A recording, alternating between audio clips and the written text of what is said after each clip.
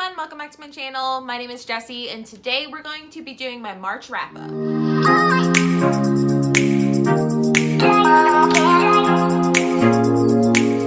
Alrighty, so before we get into this video, I'm going to actually give you some stats I've written down in my bullet journal. So just a few stats. I have read 12 books. That added up to 3,908 pages.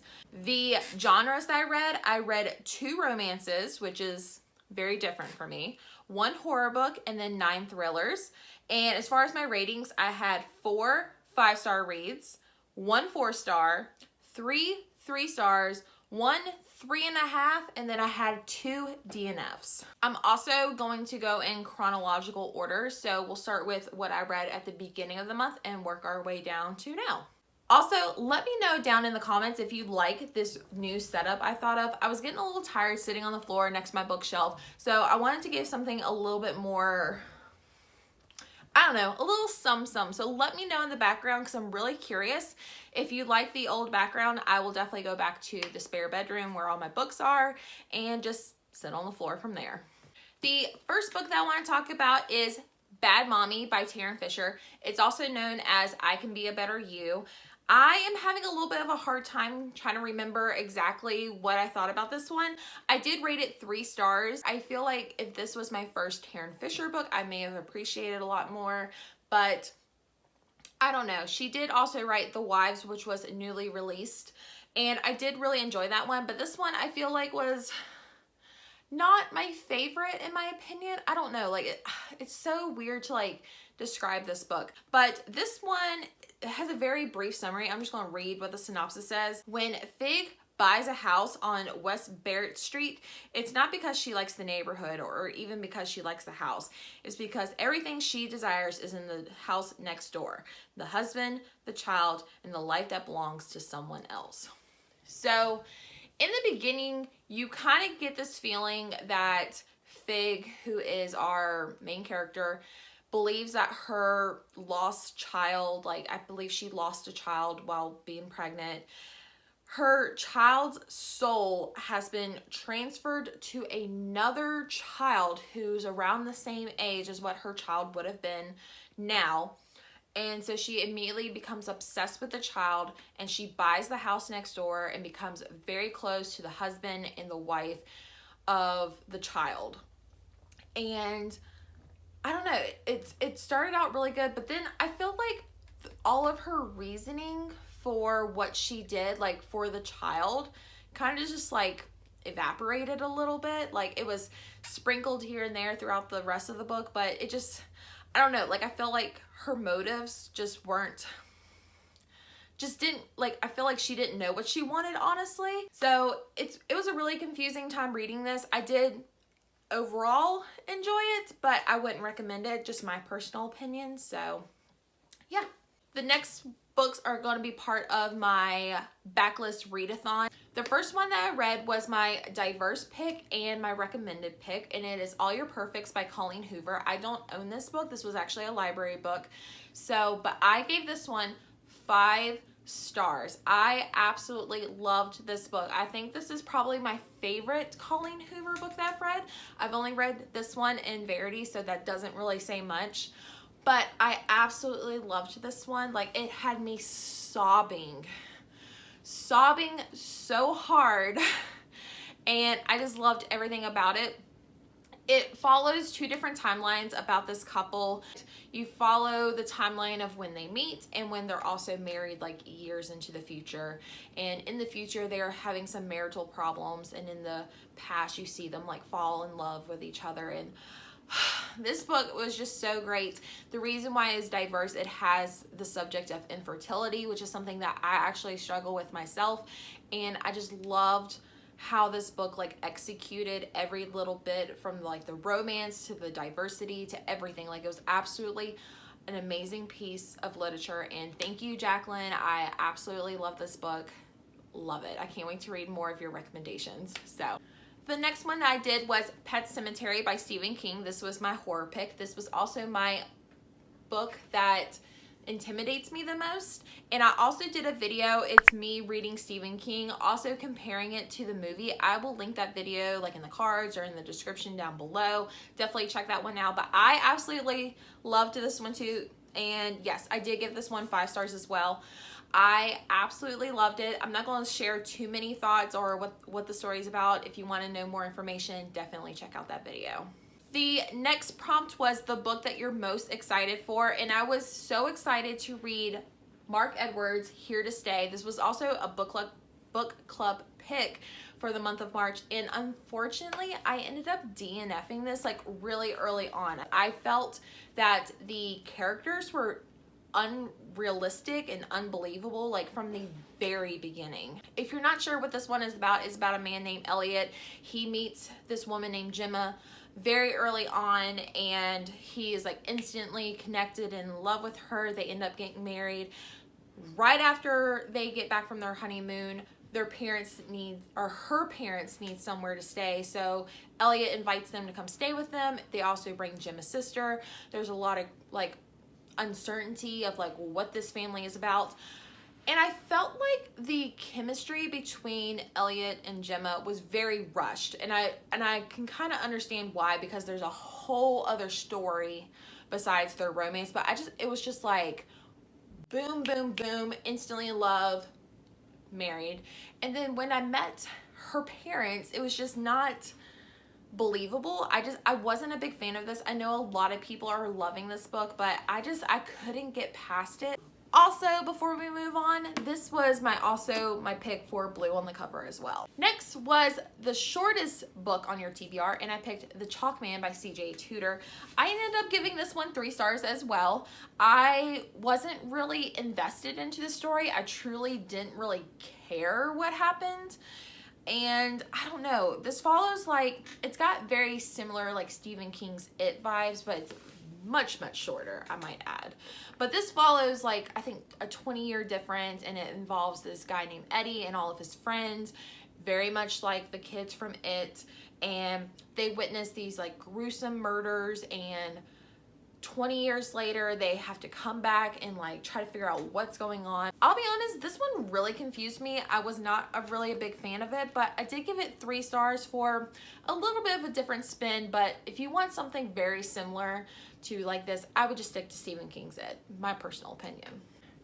Next, I am going to talk about my book of the month pick, which is You Are Not Alone by Greer Hendricks and Sarah Pekkanen, and unfortunately I DNF'd this one I still have the bookmark in here.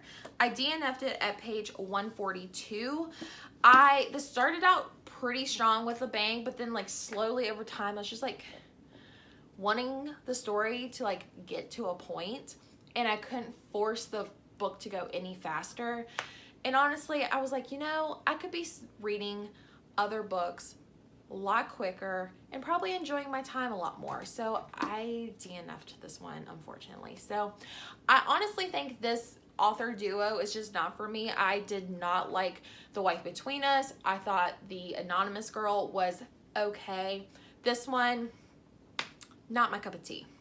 Next, I actually read my first NetGalley arc, which is Some Days Are Dark, and this is by Miranda Smith. Yes, Miranda Smith, and I actually gave this one 4 stars. What I liked about this one, it involves a woman who is, like, you follow her in 2 different points, like timelines, and in one timeline, she has, you know, it's a year after her husband was murdered. She's actually glad he was killed, because you'll find out later, but she can't admit that out loud because other people might think she did it because she's already a suspect. But like, they've already arrested someone who was like their prime suspect, and their court hearings coming up. And yeah, then you follow her when she was married to her other husband, who they share a kid with, and how they like started their life together when they got pregnant, how they built like this picture perfect home.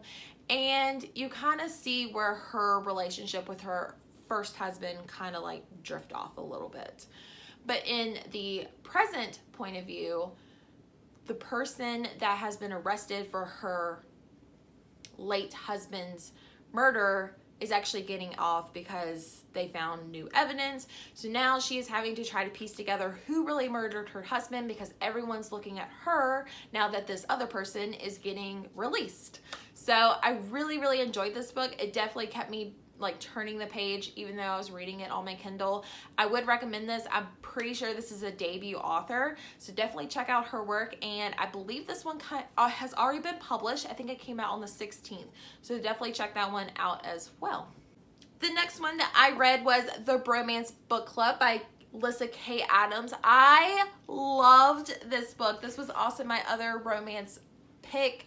I loved this book. This was exactly what I needed while I'm stuck at home during this time, you know, with all the craziness going on. And I have to say, this was such a delight, and like, I don't know, it was so original too. If you have not heard anything about this book, this follows a guy named Gavin who just recently found out that his wife Thea has been faking her orgasms and wants a divorce. So he gets really upset. He tells all of his baseball friends, and they're like, hey dude, come join our club. And he's like, what club? He's like, we actually read romance books and we use those tips to figure out what our women want. And as cheesy as this sounds, this was so funny. Like, I absolutely loved the banter through everything.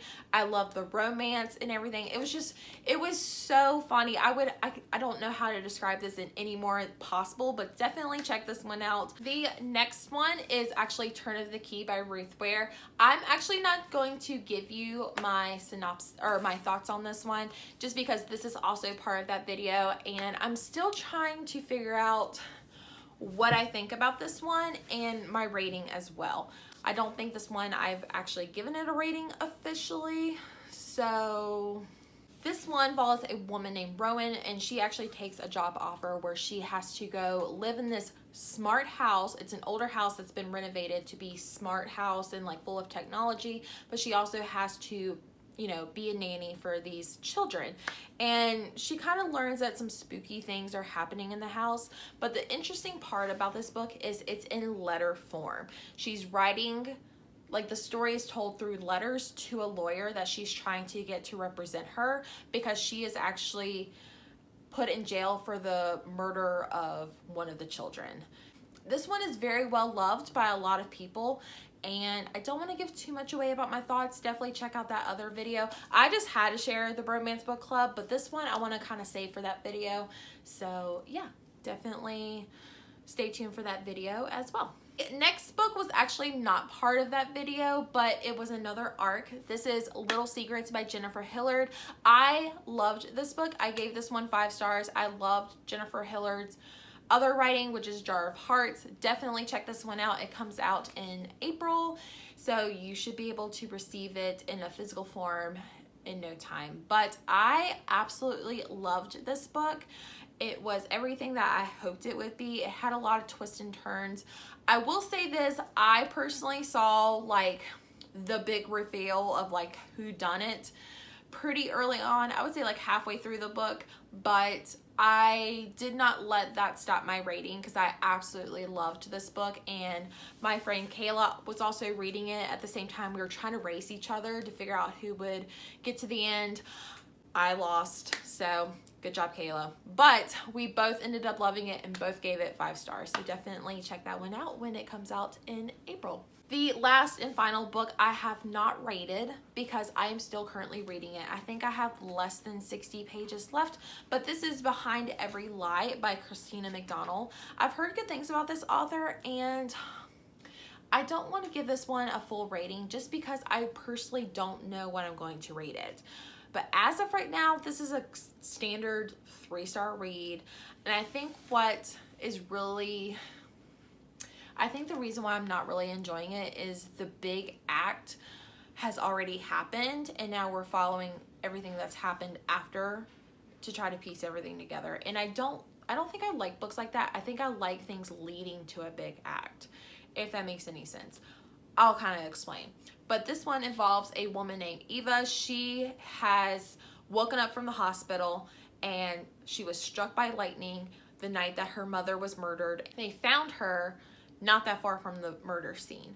So people believe that she may be tied to the murder. She has no memory of what happened. So now she is trying to figure out what's going on. She's having a lot of memory issues. And she also feels like someone may be watching and following her. So the reason why I don't like this is because the mother was already murdered. So now we're trying to figure out who did it.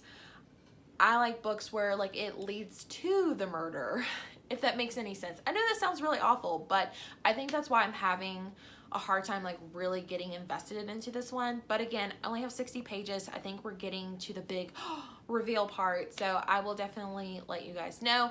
I'll post my rating. I should be able to finish this later today before I start editing, so I'll leave my rating up there, or you can check out my Goodreads, which I always link in the description below.